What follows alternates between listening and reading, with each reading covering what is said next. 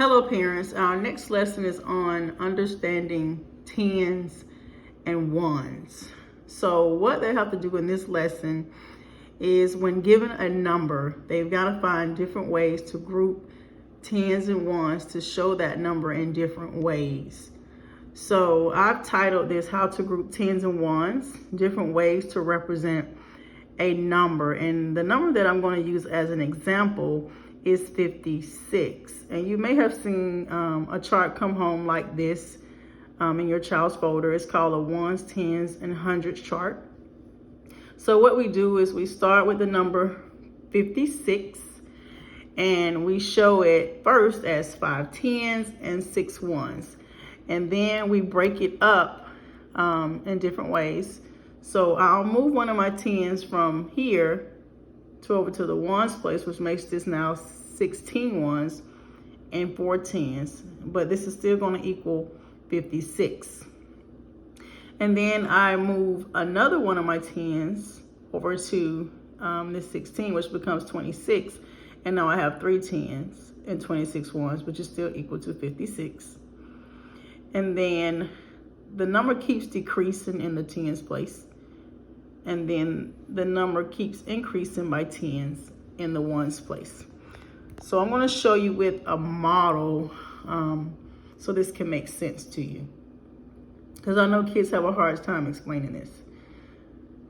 So when we began this year, we talked about tens and ones, and specifically starting with ones. So if I take, these are called ones, I'm going to get 10 of them. 1, 2, so it was happening on my screen. 3, 4, 5, 6, 7, 8, 9, 10. So right now I have 10 ones. And what I've been showing the kids is, although it's 10 ones, it's also called one group of 10, or it's called 110. So 110 is equal to 10 ones. All right, so let me show you this again. Right now, I'm going to change it. So now it shows that that's 10 ones, and as you can see, the value is still 10.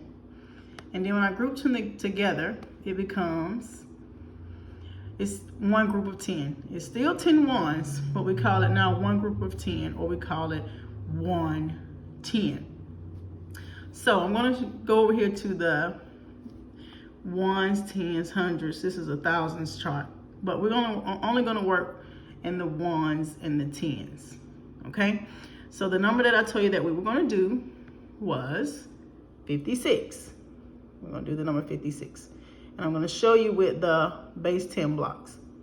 So I'm going to grab 5 tens and put them in the tens place. 1, 2, 3, 4, 5, and then 6 ones. Ones don't want to cooperate. 1, 2, 3, 4,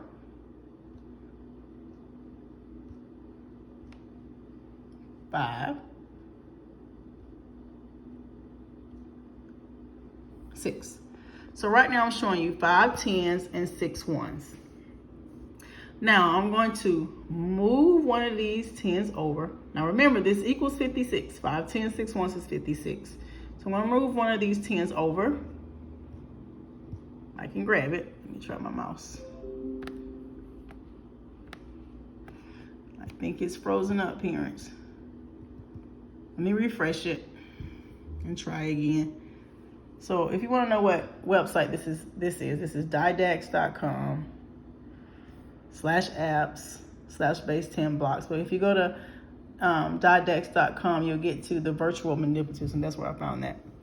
All right, so I'm gonna start again. 5 tens,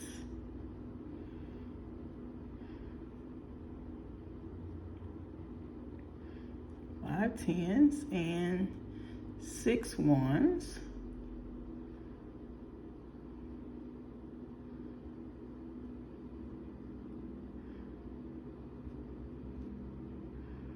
That's 5 and 6.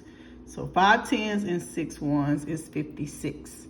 Now, when I move this 10 over here, again, remember, this is also 10 1s.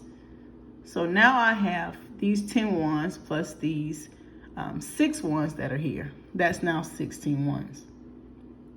10, 11, 12, 13, 14, 15, 16. So now I have 4 10s and 16 1s, which also equals 56. So I'm going to show you. See, 4 10s, 16 1s, it still equals 56. We're just grouping them different ways. All right, so I'm going to move another 10. So now I have 3 10s, and I have 10, 20, 21, 22, 23, 24, 25, 26. So 3 10s and 26 1s. Show you my chart. 3 10s, 26 1s. Moving another 10. All right, so now I have 2 10s and 10, 20, 30, 31, 32, 33, 34, 35, 36. 2 10s and 36 1s, which also equals 56. So 2 10s and 36 1s. I'm gonna move another 10.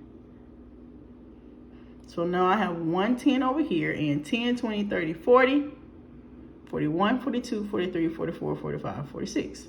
1 10 and 46 1s. Go back over here to the chart. 1 10, 46 1s.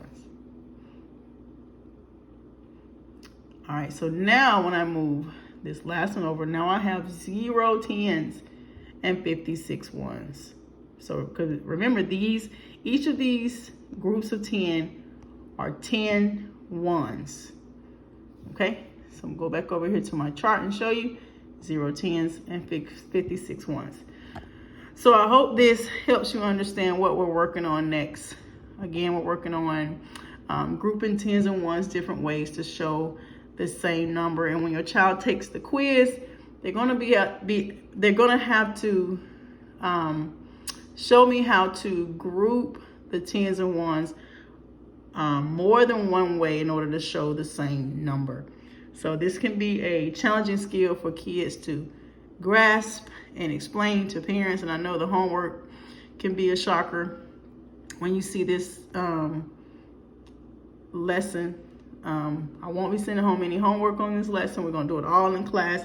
But please be on the lookout for worksheets coming home about this lesson so you can better assist your child understand what's going on. Thanks for all you do.